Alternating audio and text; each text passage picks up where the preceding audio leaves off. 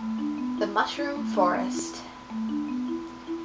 This is where we'll be doing that little trick I talked about. When I was a child, I once asked my mother, "Where did I come from?" She answered, "Why, we all sprouted from the mushroom forest, of course." Nightmares soon haunted my sleep. I dreamt that I was lost among the toadstools. I awoke in tears, but felt the warmth of my mother's embrace as she comforted me. It is something I still remember to this day.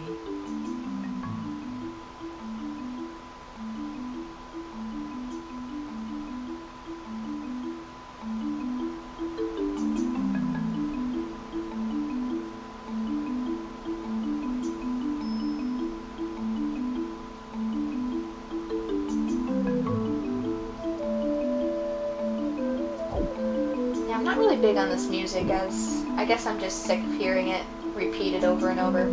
In order to do the trick that I mentioned before, you have to go through Mushroom Forest 3 times, 2 of which without beating the boss at the end.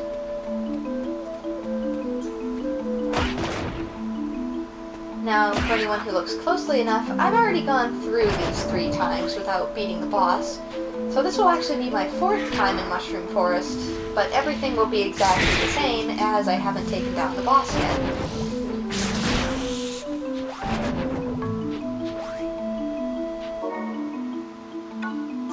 As you can see, my stats are also much higher because of this weapon and armor that I have now. It's the Warrior's Weapon, the Iron Armor, and the Iron Belt. By doing this trick, you are going to need 3 irons to do so, and as much trash items as you can to sell for gil. From the merchant, you will also need to buy an iron armor, another iron armor that's specific to your character class, such as belts, helms, and sachets, and also the warrior's weapon and an alloy. The 3 irons that you're going to need, you will get from the bat that I just defeated.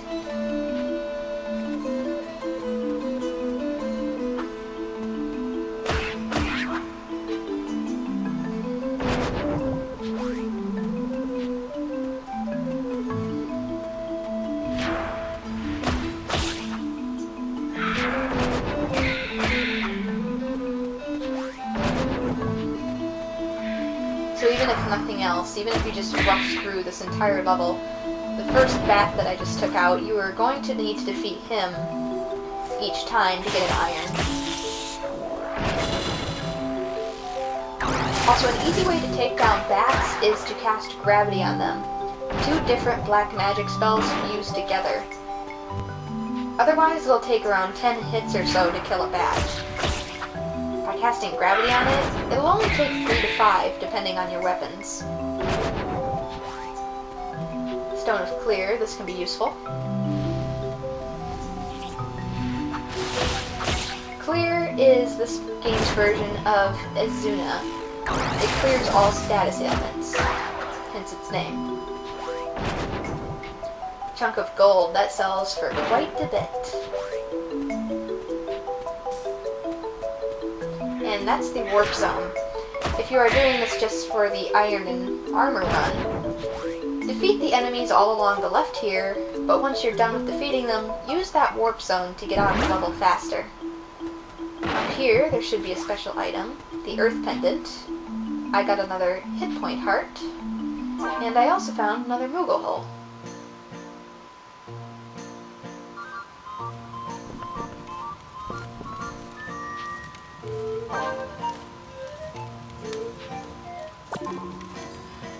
Ooh, our first matching stamp.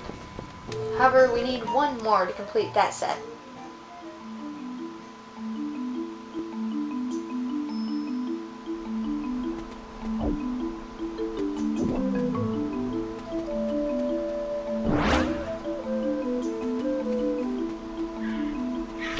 Continue heading left, taking out these guys.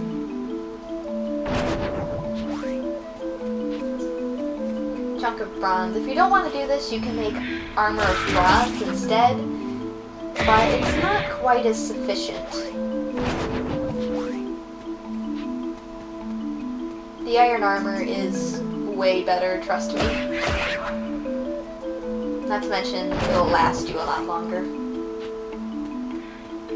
And these are the last two enemies, so if you're doing this trick, once you defeat these two, just head back to the warp point and teleport on out of here until you get 3 irons. However, I've already done all that and I'm ready to defeat the boss, so I'm just going to mess with my inventory here. I want at least 1 Phoenix down and 1 Cure Stone. I'm also going to have Clear just in case he hits me with some status ailments.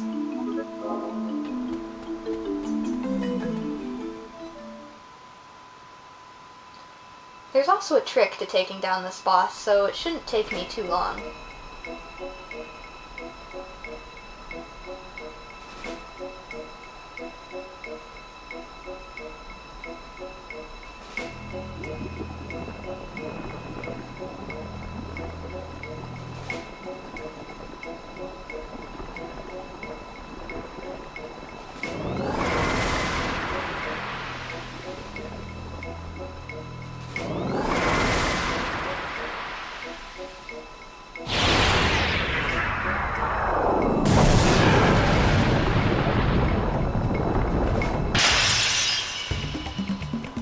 The boss this time around is a Malboro. Now the trick is to take out his minion on the right and get as far into the upper right hand corner as you can and just wail on him. I'm getting through this a lot faster because I have new armor and weapons already. There's also a little glitch for you right there. If you pause while he's casting slow, the numbers continue to move. Just a little fun tip. And he's dead already.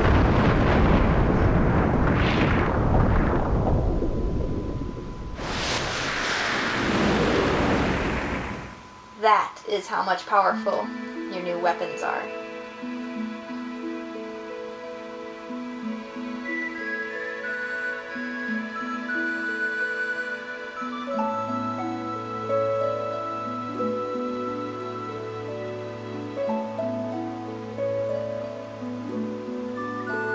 And the last dungeon did have a sequence like this as well, and I apologize for not being able to show it. My capture card decided to get a little cranky with me, so it glitched right during this part. It's basically the same thing though, so you didn't miss much.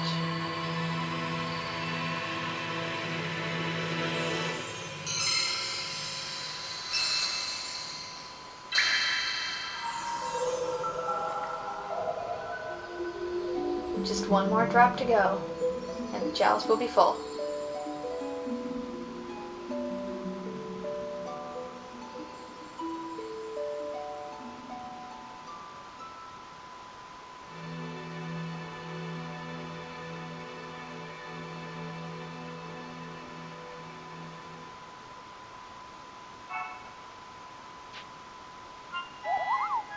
Male Moogle at your service, Kupo.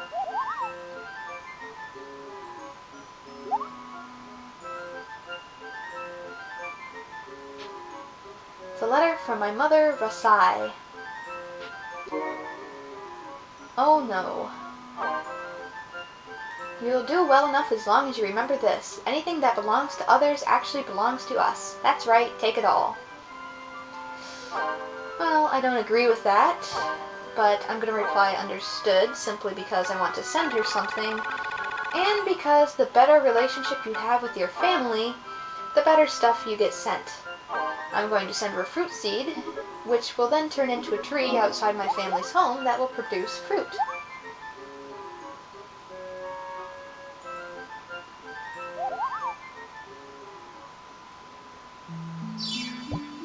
Vegetable seed can do the same thing, it just creates vegetables, and you can have a fruit seed and a vegetable seed at the same time.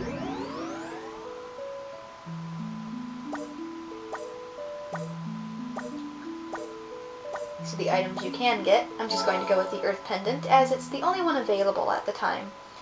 The other ones were blacked out because I had actually gone back to Riverfell Path and beaten the giant crab numerous times to get the rest of the artifacts.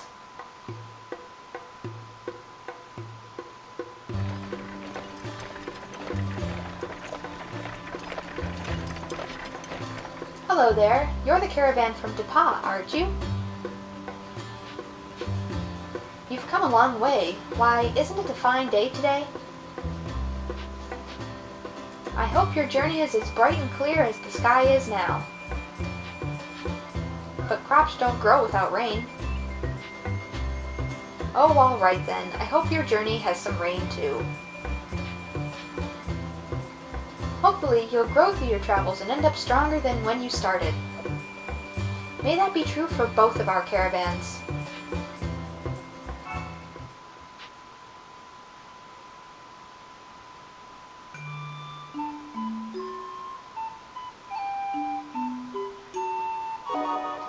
And I only wanted to go back and get the artifacts so I could get through this playthrough much quicker. You don't have to, I just did it for convenience.